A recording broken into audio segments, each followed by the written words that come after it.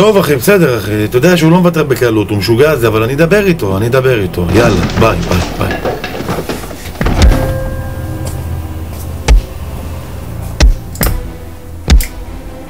תמי, כולה 200 שקל תגיד, מה אתה, לא חרם?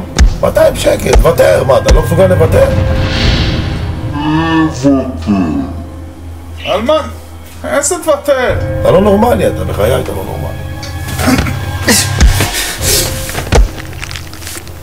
תביא את הלום, משוגע, אתה תגרום לעצמך נזק, מה זה, בשביל 200 שקל? תביא את הלום, אתה משוגע, אתה לא נורמלי, אתה, מה אתה, מה?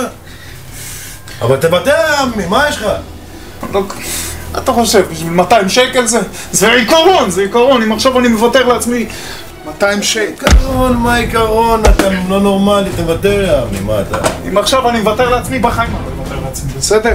עזוב אותי עכשיו, עזוב אותי. אני אצליח.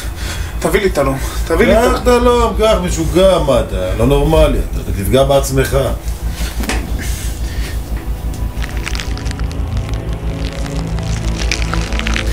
אמרתי לך אני אצליח? וואלה, לא נורמלי.